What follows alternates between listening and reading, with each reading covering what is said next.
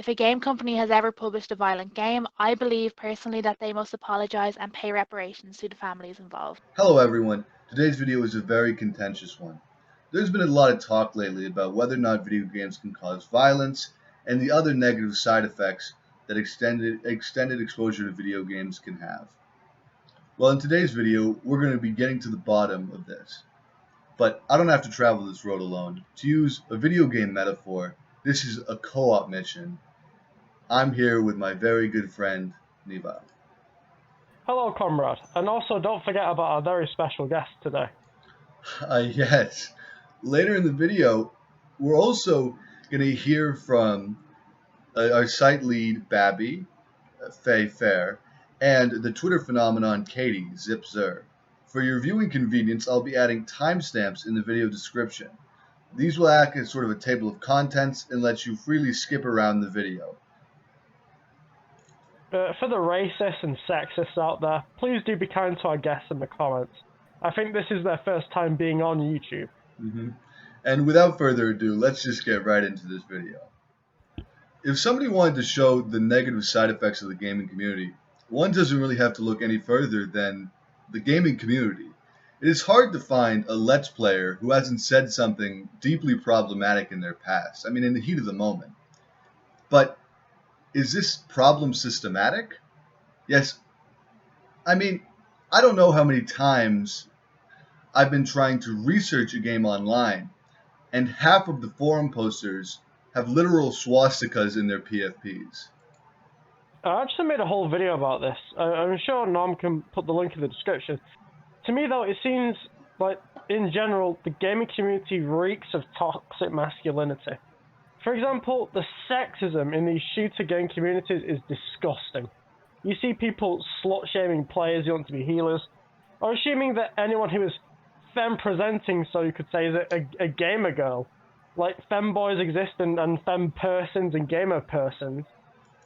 I remember a while back when I tried to get into gaming, at a younger age. I was just trying to get close to my stepdad at the time.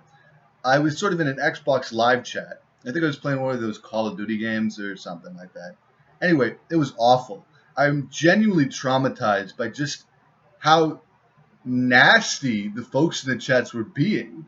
They were calling me the F-slur, squeaker, which I don't even know what that means, and the N-word, which is horrific because I'm not a POC.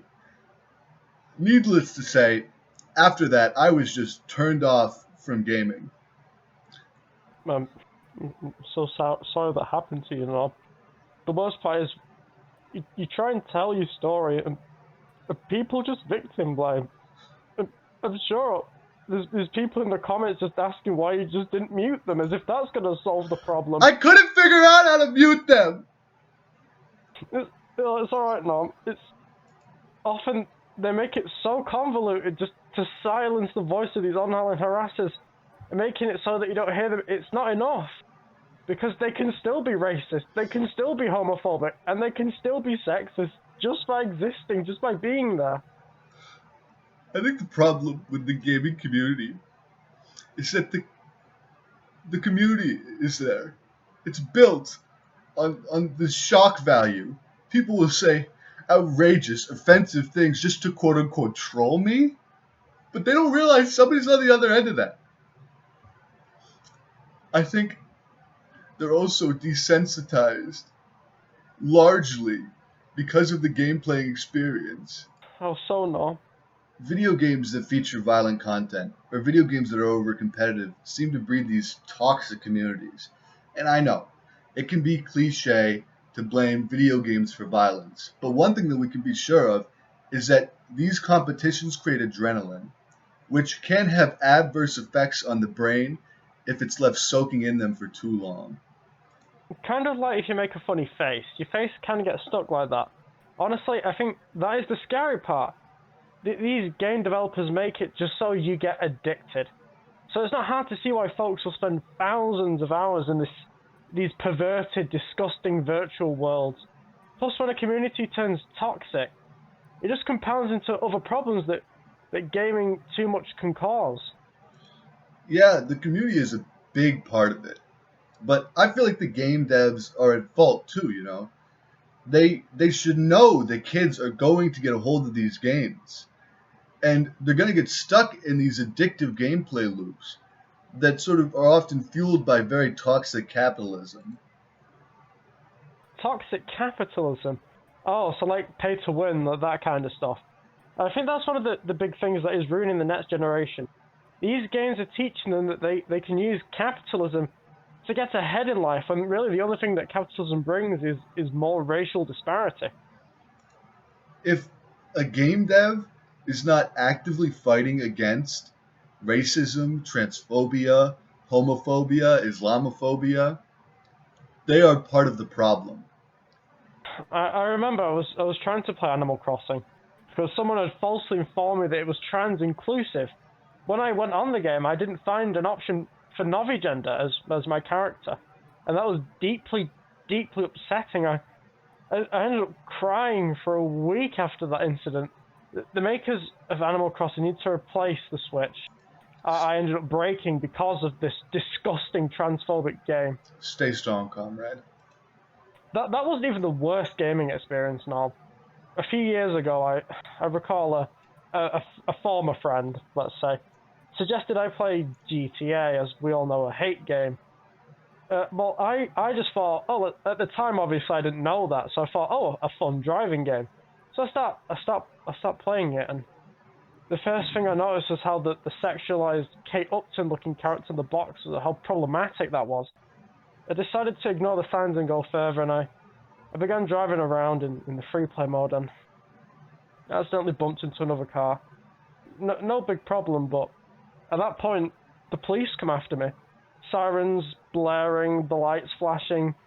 I was playing as a POC lesbian at the time, and being chased by the police, that was scarily real. It was terrifying. Knowing just how the police treat POCs,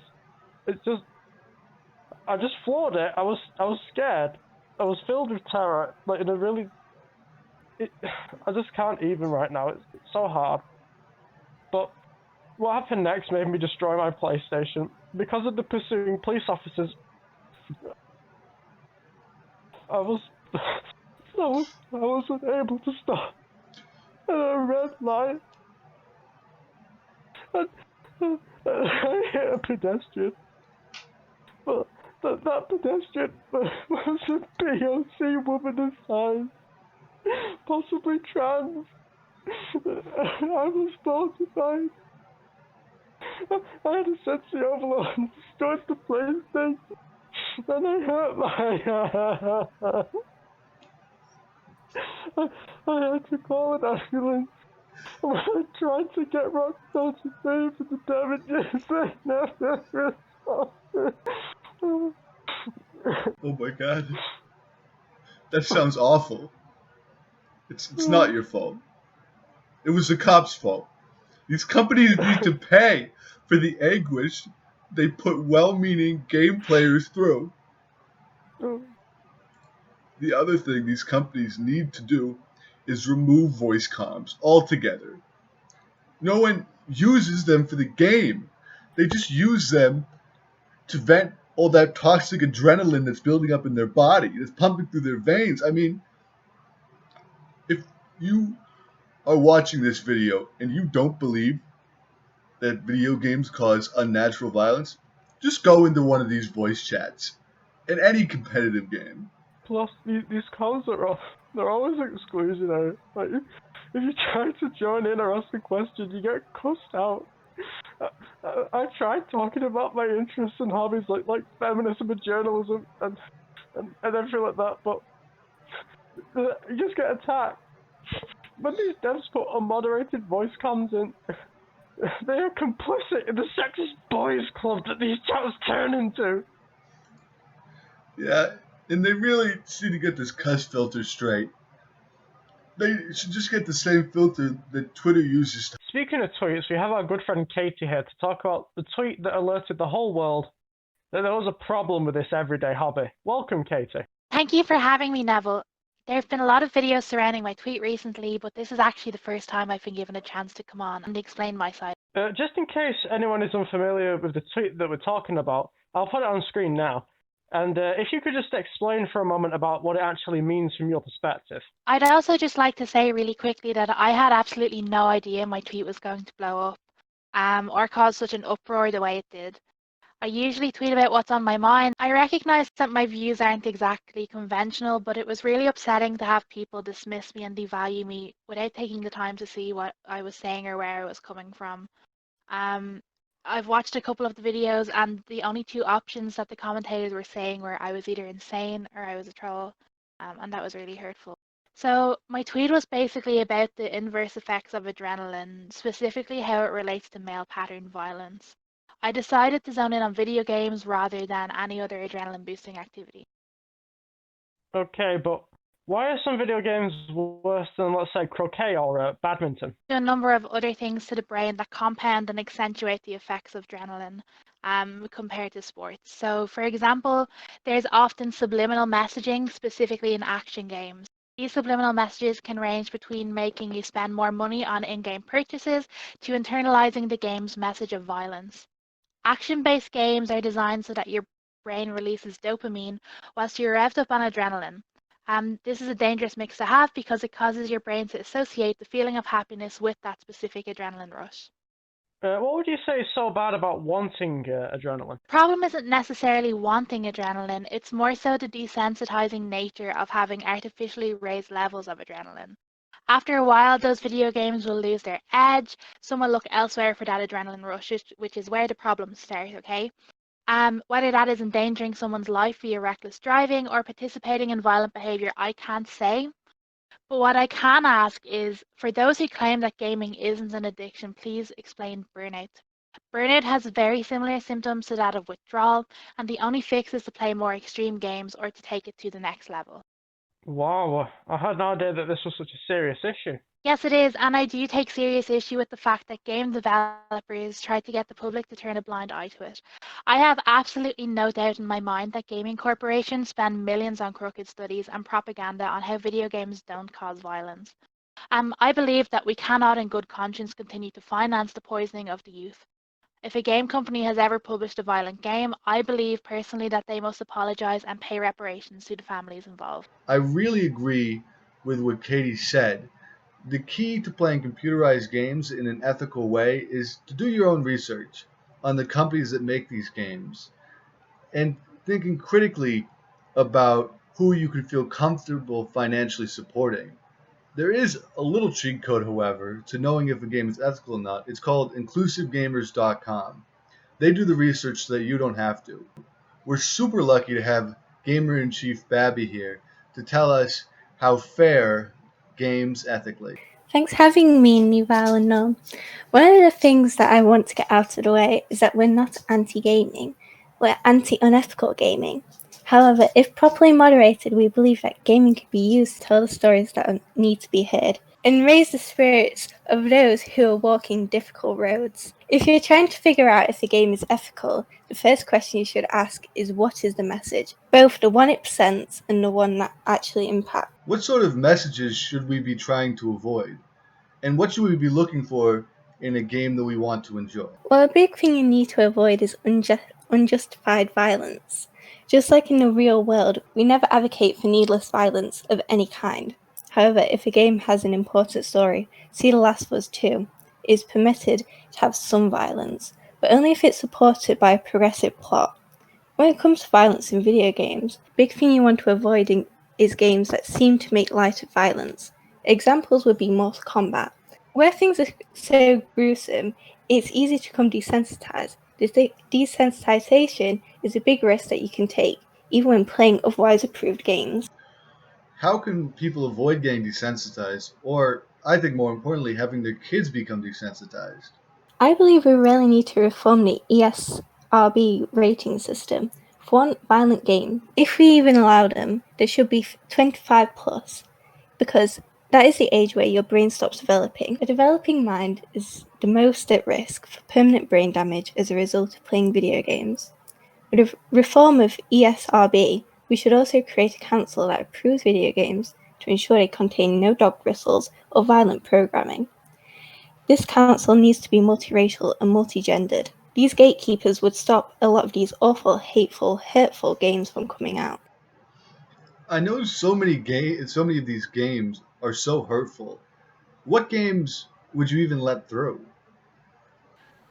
At this point, any game that is not directly challenging the systemic transphobia, racism, and homophobia in the gaming community is part of the problem. At least at first, I think the Games Council should only let through games that work to tear down the sexist systems that gaming world is used to. It will take time, but soon gamers of all genders and creeds will thank us for the games that have been put on display, the brilliance that comes from JLGBTQ inclusion. Lucky we don't have to wait for that council to get gaming, because there are already a few journalists who approve games, right, Norm? Yeah, that's right. At the moment, there's already a few journalist-approved games. However, we're going to be expanding that list in the near future, so keep an eye on our social medias for a full printable list that you can keep beside you while you go video game shopping. I'll just list a few here because this could make its own video. But if you think of any that we forgot to mention, feel free to drop them in a comment. A good example of a J-approved game that I can think of right now off the top of my head is Tetris. Not only does this game have a beautiful story about breaking down walls, but it also has a great sort of person of size message about how no matter your size, you can still fit in. Tetris is a blast, but have you got anything a bit more modern? Well, believe it or not, the Fallout games are journalist approved. Not the ones made by Bethesda, but games like Fallout New Vegas and the first two have long been a part of journalist culture. This is an example of a game that can be a bit gruesome and one may even consider quote unquote violent, so there is a trigger warning involved. However, if come at by the proper angle, you can play the game as a tool to learn politics because it creates a perfect microcosm of the United States politics within a game. It's truly a great game for any up and coming journalist. For new games, I was thinking about The Last of Us 2. I know that it presents some brilliant LGBTQIA+ themes that Babi has just told us about. What about games that you can adjust the settings to make them peaceful, like Minecraft? Glad you asked about Minecraft. Minecraft is a classic example of a good game gone bad. Initially, we saw a lot of promise in the game. The way that you're able to help people express their creativity in a safe way.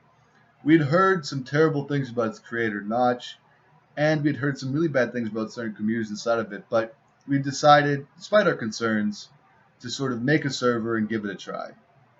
Oh, I remember that. It was rated, right? It was raided, hacked, vandalized, griefed. Trolls just did about everything they could to ruin this server. And it had such a noble goal. It was made to show people, to show the world, how we could reconnect online during the COVID-19 pandemic. We were naive. We were trusting. We thought the gaming community could give up its toxicity just for a minute to participate in something beautiful. But we messed up. And people wonder why we're so cynical and critical about games. If only they knew the terror that we were put through. And we gave gamers a chance to surprise us, and they failed. Yeah, and if you want to know more about what happened here, in the description below, I'll link an inclusive gaming article that kind of just goes into detail about the Minecraft server. I'm also planning in the future, if I get to it, to make a sort of cabin stories video about it to sort of fill you in on my side of the story as a moderator for that server. With that, I think that we're about ready to end this video. I would again like to thank our featured guests, Katie and Babi, for coming. Thank you. Thanks for having me. Thank you for having me. It was great to be here. Of course, I can't forget my good comrade Neville as well. A pleasure as always, Norm. So again, everyone's social media links will be in the description box below. Make sure to check them all out. No trolls, please. Subscribe to the channel if you want more updates on the improved gaming list. Thanks everyone for watching. Goodbye and have a fantastic day.